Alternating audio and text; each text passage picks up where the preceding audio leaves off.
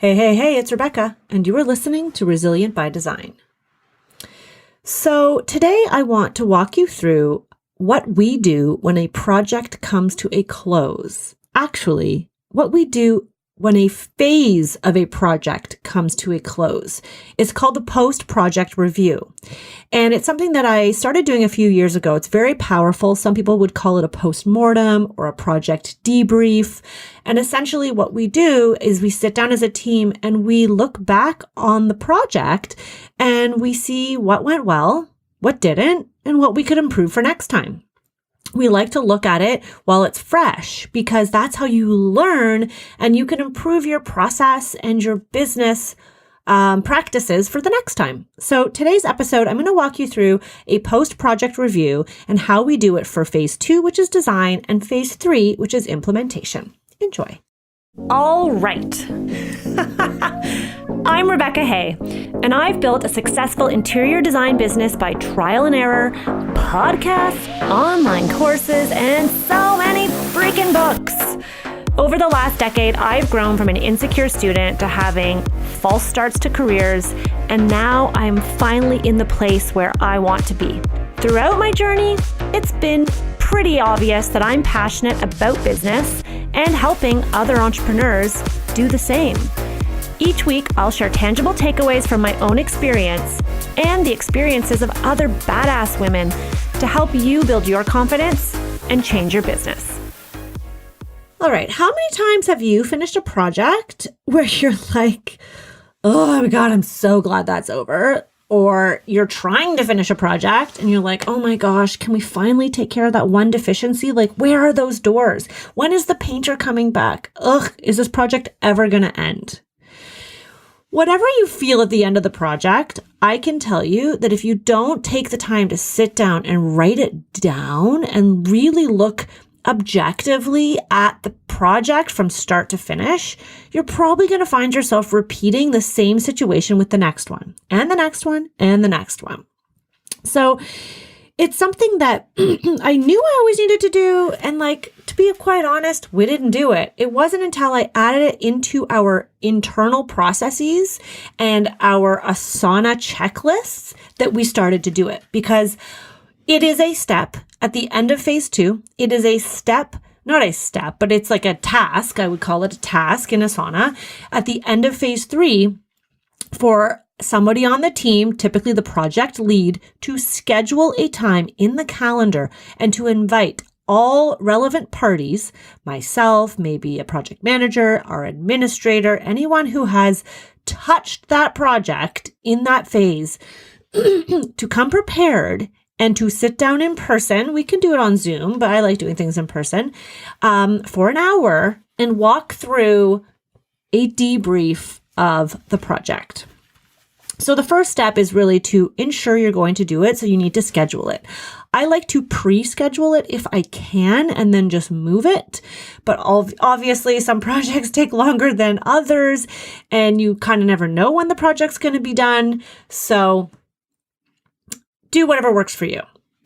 Once we have it in the calendar, I highly recommend that before you meet to review the project, you prepare a list. And sometimes we forget about that and we show up and we're all kind of winging it. We're trying to remember how things went. It's not helpful. It's more helpful if ideally you have somewhere throughout the project where you're making notes of things that went wrong, things that went right, so that you've got that to get your memory to twitch your memory into the details. So at the end of the project, you talk about it, because these projects can take a long time, guys. They're months, if not sometimes years. How do you remember if you don't write it down? So if you can have a running list of when things happen, you've got a place where you go and you put that information so that when it comes time for the post-project review, you are ready. We use Google Doc. We have a template that we use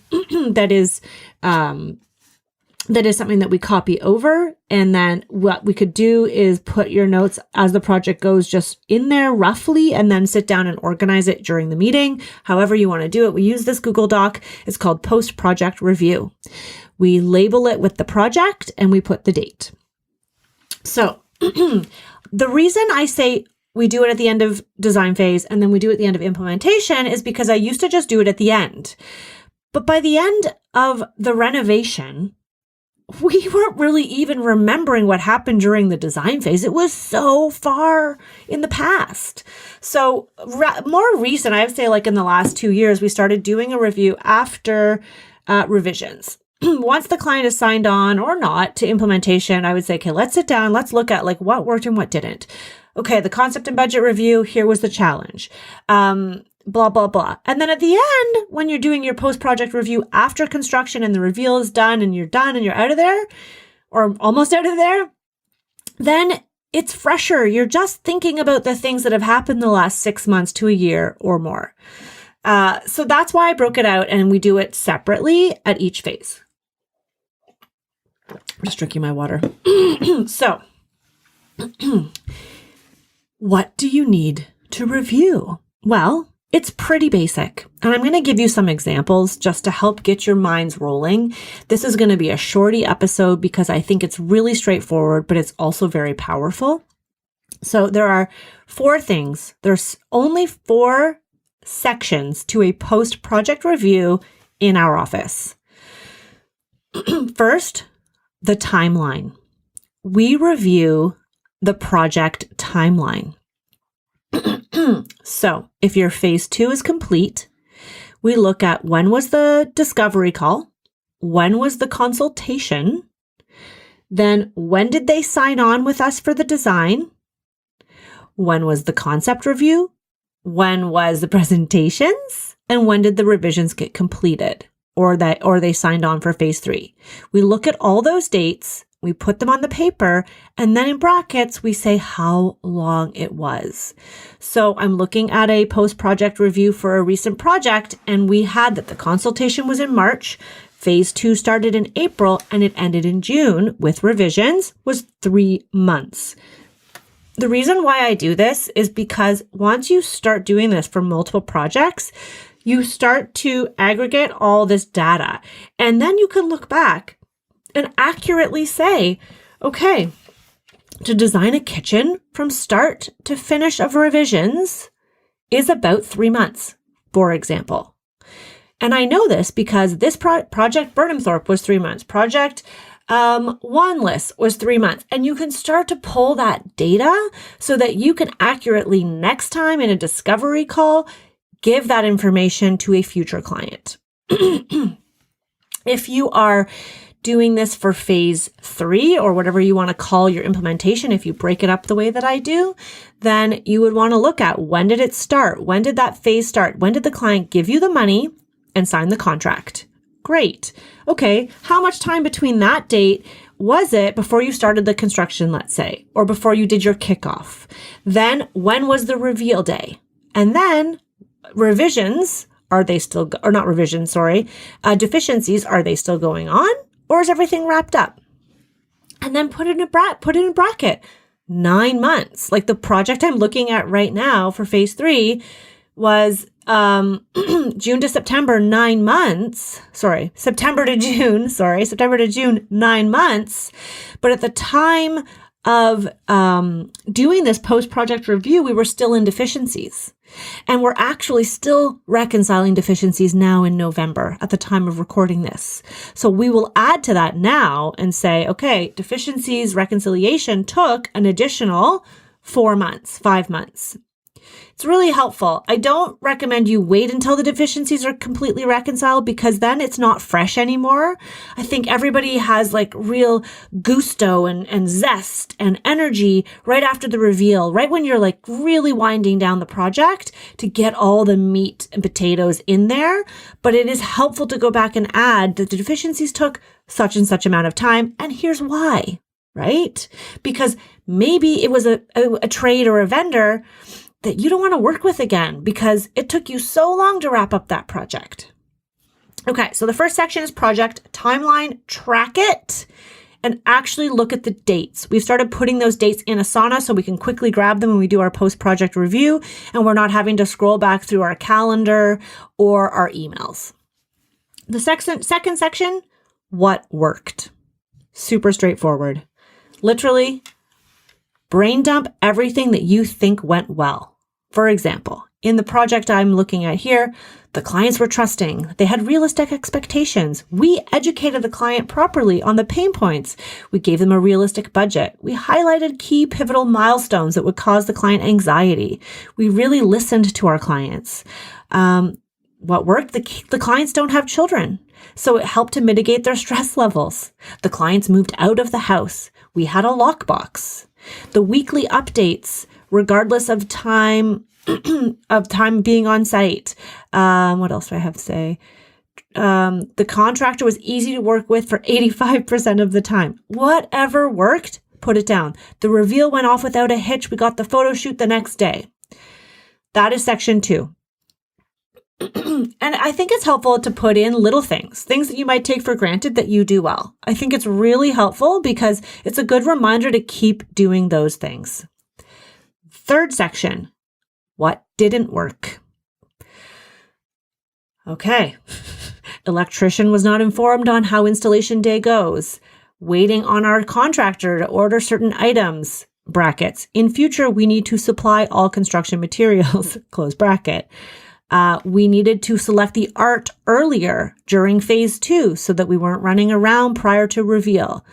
We need to update our Asana template more regularly. We should have brought our framer to trade day to help us troubleshoot which art can go where. Pre-select the big ticket accessory items for presentation. Don't wait till the allowance for installation. We had a delay in starting because we had to requote certain elements because it was a different contractor than we originally had wanted. Here's what we need to add to our contract, right? We should add to our contract. If the client signs on within 30 days of revisions being completed, there will be no incurred cost. Otherwise, it will be a cost to requote and reselect items. So these are just some things that we have that didn't work. That is helpful that then you can turn into a task that somebody can do. And if you use Google Docs, you can just task people in there and, excuse me, and you can improve it for next time. So that's what didn't work. And then, excuse me, the last section that I have in our post-project review is what we've learned from this project. It could be anything. This is another project, post-project review I'm looking at. In the what we've learned section, it says, we need to be more firm with clients who want to make changes on the fly in phase 3. We need to add the expectation that changes cannot be made once the drawings have been signed off. We need to create an out-of-scope agreement. What did we learn? Smaller projects are more demanding on our time and get less attention from our trades. What did we learn? Set regular design meetings on site with the contractor to review progress and address any issues.